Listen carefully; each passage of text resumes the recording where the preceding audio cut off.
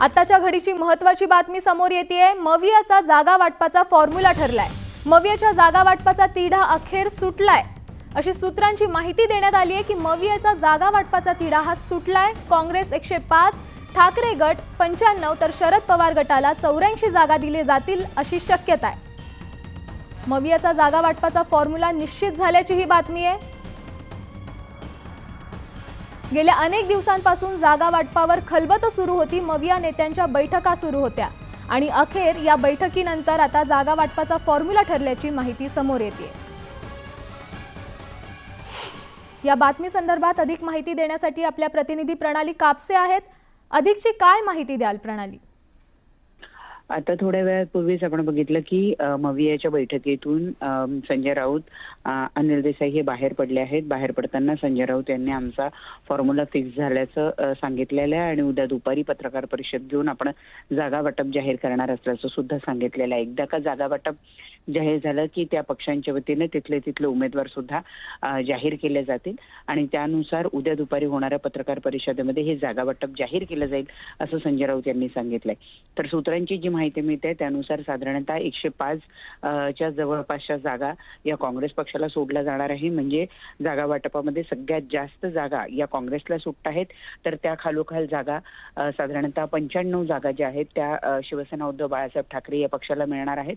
तर सगळ्यात कमी जागा किंवा सगळ्यात जास्त स्ट्राईक रेट ज्यांचा गेल्या वेळेला होता त्या शरद पवार यांच्या पक्षाला साधारणतः 84 जागाच्या जवळपास जागा सोडल्या जातील असं कळतंय आणि उर्वरित 4 जागा ज्या आहेत त्या शेकाप आणि मित्रपक्ष यांना सोडल्या जातील असं सुद्धा कळतंय। परंतु एक आणखी महत्त्वाची गोष्ट म्हणजे की गेल्या वेळेला सपानं महाविकास आघाडीला समर्थन दिलेलं होतं आणि यावेळेला कुठलीही चर्चा होण्याच्या आधी सपाच्या वतीनं उमेदवार जाहीर करण्यात आले। त्यामुळे या जागा वाटपामध्ये सपाला सामील करून घेतलं गेलं आहे अथवा नाही याबद्दलचा अजून खुलासा मिळालेला नाही, परंतु उद्याच्या पत्रकार परिषदेमध्ये मात्र त्याबद्दलचा खुलासा केला जाईल। परंतु आताची ही मोठी बातमी म्हणावी लागेल की तब्बल इतक्या कालावधीमध्ये बैठका घेऊन इतक्या बैठका पार पडून सुद्धा जी महाविकास आघाडी तुटते की काय असं वाटत होतं, त्या महाविकास आघाडीचा जागा वाटपाचा फॉर्म्युला अंतिम झाला असल्याची सूत्रांची माहिती मिळते आणि उद्या या संदर्भात अधिक माहिती दिली जाईल।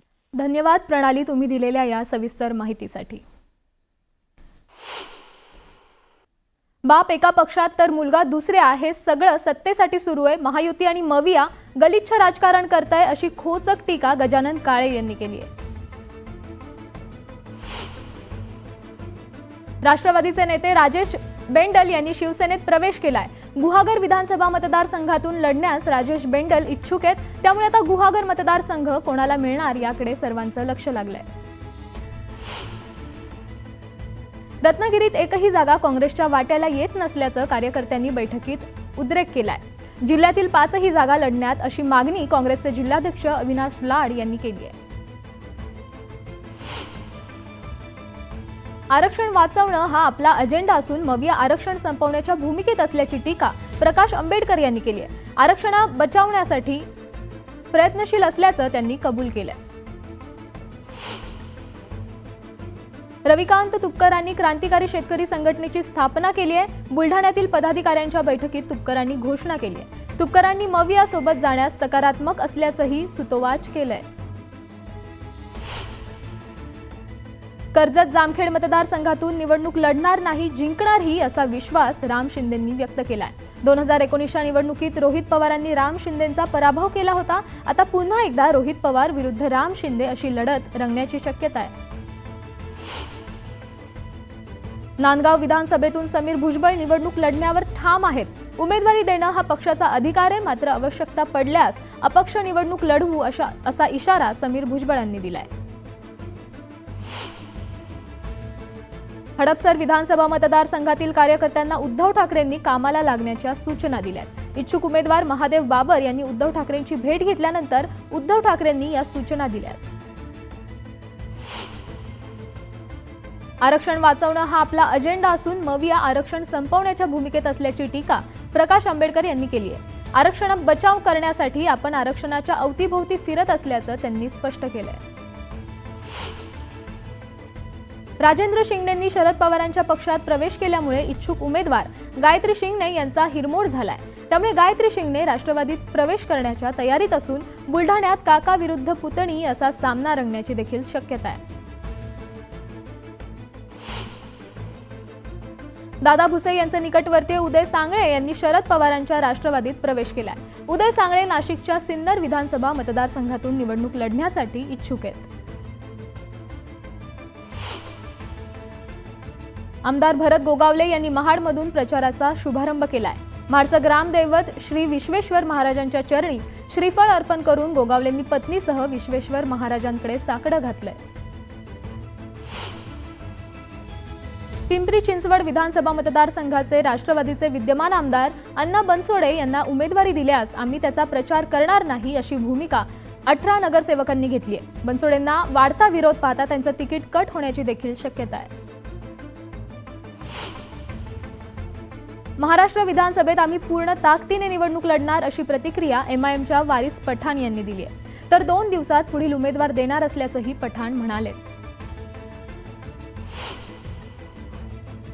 कर्जत खालापूर मतदारसंघात महायुतीला मोठा धक्का बसलाय. अजित पवार गटाचे नेते सुधाकर घारे यांच्यासह 10,000हून अधिक पदाधिकारी आणि कार्यकर्ते महायुतीतून बाहेर पडलेत. तुमसरमध्ये शरद पवार गटाच्या कार्यकर्त्यांनी बंडाचा इशारा दिलाय. माजी आमदार चरण वाघमारे यांना राष्ट्रवादीची उमेदवारी देऊ नये अशी मागणी कार्यकर्त्यांनी केली आहे. यवतमाळच्या आर्णी विधानसभेवर शिवसेनेनं दावा ठोकलाय. उपजिल्हा प्रमुख डॉक्टर विष्णू उकंडे यांना आर्णीतून उमेदवारी देण्याची मागणी कार्यकर्त्यांनी केली आहे. सद्यस्थितीत भाजपकडे ही जागा असल्यानं महायुतीत वाद निर्माण होण्याची शक्यता आहे. भाजप आमदार संजय केळकरांच्या उमेदवारीनंतर शिवसेनेत नाराजी. अमित राज ठाकरे अखेर निवडणुकीच्या रिंगणात. माहीम विधानसभा मतदारसंघातून उमेदवारी जाहीर.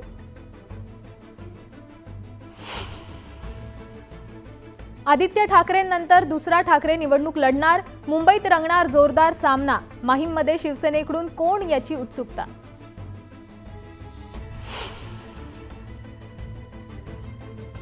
मनसेची 45 उमेदवारांची यादी जाहीर. वरळीतून संदीप देशपांडेंना उमेदवारी. आदित्यसोबत रंगणार काटेकी टक्कर.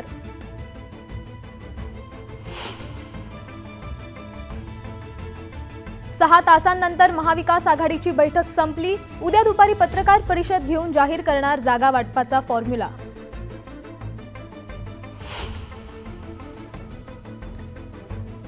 उपमुख्यमंत्री देवेंद्र फडणवीस दिल्लीत. गृहमंत्री अमित शहांची घेणार भेट.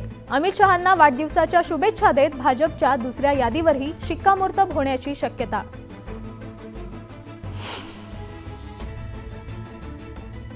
भाजपला 162, शिवसेनेला 72 तर राष्ट्रवादीच्या वाट्याला 54 जागा. महायुतीचा फॉर्म्युला ठरल्याची सूत्रांची माहिती. मात्र अद्यापही अधिकृत घोषणा नाही.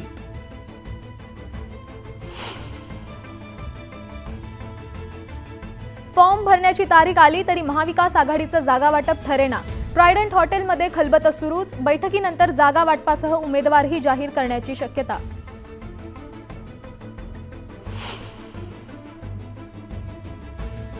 नवी मुंबईत भाजपला धक्का. गणेश नाईकांच्या मुलाच्या हातात तुतारी. तर उद्या निलेश राणेंचा शिवसेनेत प्रवेश. उमेदवारीसाठी बदलले पक्ष.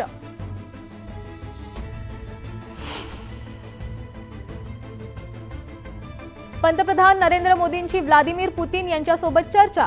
ब्रिक्सच्या परिषदेसाठी पंतप्रधान 2 दिवसांच्या रशिया दौऱ्यावर.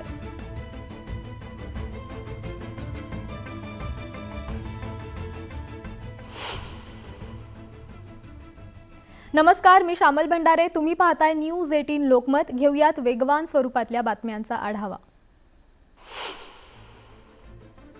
महाराष्ट्राच्या राजकारणात आणखी एक ठाकरे मैदानात उतरणार आहेत. माहीम विधानसभा मतदारसंघातून मनसे अध्यक्ष राज ठाकरे यांचे पुत्र अमित ठाकरे निवडणूक लढणार आहेत.